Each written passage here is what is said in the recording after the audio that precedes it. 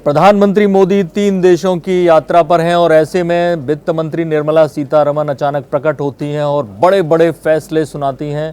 अचानक से होता है ये, और उससे पहले सुबह क्या होता है कि नीति आयोग के वाइस चेयरमैन राजीव कुमार का एक बयान राहुल गांधी खुद ट्वीट करते हैं, जिसमें कहा गया था कि 70 सालों में ऐसी परेशानी पहली बार आई है कि कैश क्रंच हो गया है, मुश्किल में है अर्थव्यवस्था, जिससे उनके बयान से लगता है। और राहुल गांधी इस बयान को लेकर माहौल बनाते हैं। तब निर्मला सीतारमण की एंट्री होती है देर होते होते, और वो बड़े फैसले लेती हैं। इस सारी कहानी क्या है बताएंगे विद्याशंकर तिवारी जी।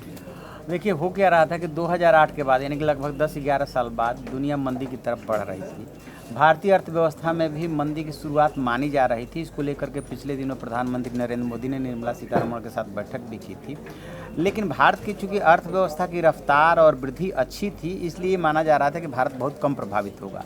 लेकिन भूचाल तब आया, जो नीति आयोग के वाइस चेयरमैन हैं, उन्होंने कहीं एक कार्यक्रम में बोल रहे थे।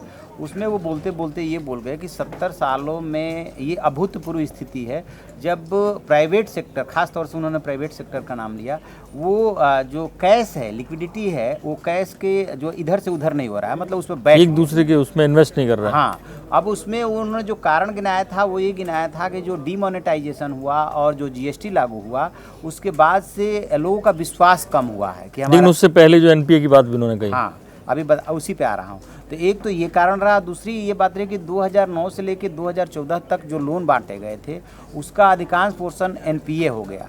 तो एनपीए हो गया मतलब एक तरह से वो उसकी वसूली नहीं हो पा रही है, लोग डिफॉल्टर हो गए। सर, लोग विजय माल्या, नीरव मोदी जैसे केस हुए। स्वाभाविक है कि उससे जो है अर्थव्यवस्था पे फर्क पड़ता है। अब निर्मला सीतारमण का मुझे अच्छी तरह से याद आ रहा कि अभी हफ्ते भर पहले की बात है, जब कहीं बात आई थी तो इन्होंने कहा था कि नहीं, अर्थव्यवस्था में ऐसी कोई बात नहीं, अपने यहाँ सब कुछ ठीक है।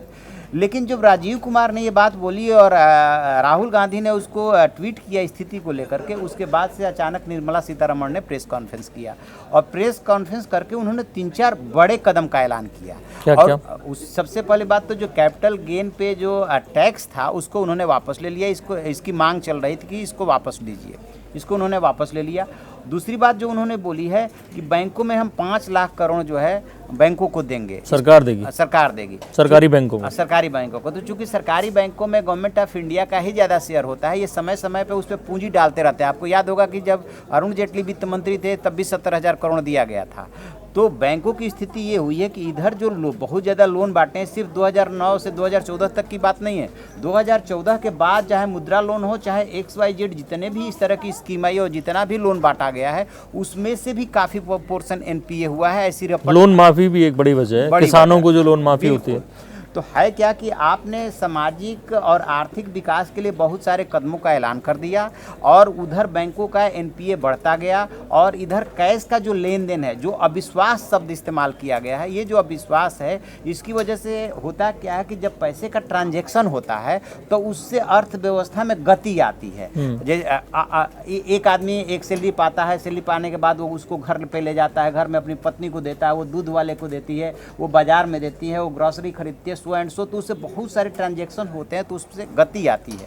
तो ये सामान्य काज तो चल रहा था, लेकिन जो प्राइवेट सेक्टर में पैसे का आपस में लेन देन होता था, वो उसकी तरफ राजीव कुमार ने इशारा किया था, वो बंद हुआ। वो अविश्वास की वजह से हुआ और शायद इसीलिए वो ये बात कर, इसीलिए सरकार ने 5 लाख करोड़ ये दिए और कुछ लोन पे राहतें दिए। हाँ, वो राहतें दिए। और जो निर्मला सीतारमण, दो बात तो ये होगी, निर्मला सीतारमण ने और जो ऐलान किया है वो ये क्या है कि विजयदशमी से टैक्स में सुधार के कार्यक्रम एकदम लागू हो जाएंगे। इसके बाद बोला कि जीएसटी का सिंप्लीफिकेशन किया गया है। इसके अलावा जो डायरेक्ट टैक्सेज है उसमें रिफंड को हम गति दे रहे हैं। कहने का मतलब ये, अच्छा, पहले ही सरकार ऐलान कर चुकी है कि 5 साल में हम 1 लाख करोड़ का इंफ्रास्ट्रक्चर में लगाएंगे।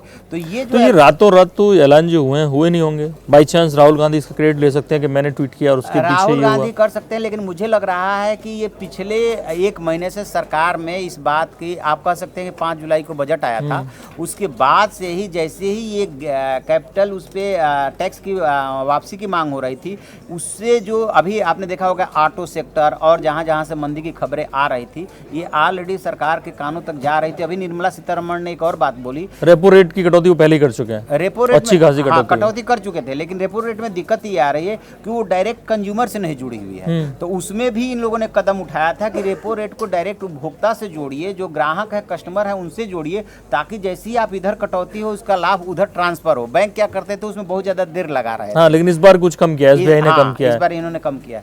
तो ये जो टैक्सेशन में सुधार की बात निर्मला सीतारमण कर रही हैं, ये 3 कदम बड़े उन्होंने आज ऐलान किया है। साथ में उन्होंने ये भी जोड़ा है कि अमेरिका और चाइना के बीच में जो ट्रेड वार है वो एक बड़ी वजह है, वो एक बड़ी वजह है। और जो एवरेज दुनिया के आर्थिक विकास की दर उन्होंने बताया, वो बताया 3.4%, उसके मुकाबले हम 6% से ऊपर है। तो बता रही हैं कि ठीक है, लेकिन सब कुछ ठीक नहीं है, तभी तो वित्त मंत्री को अचानक आना पड़ा और इतना सारा ऐलान करना पड़ा।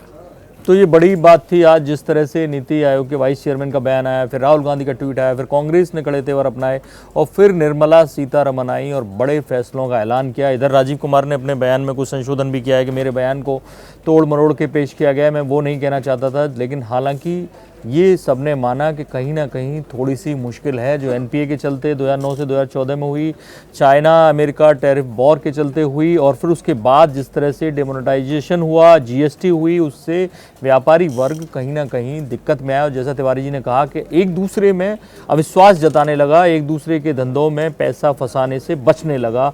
उम्मीद है कि अब सरकार के जो बड़े कदम हैं उनसे थोड़ी सी राहत और थोड़ा सा पॉजिटिव सेंटीमेंट आएगा।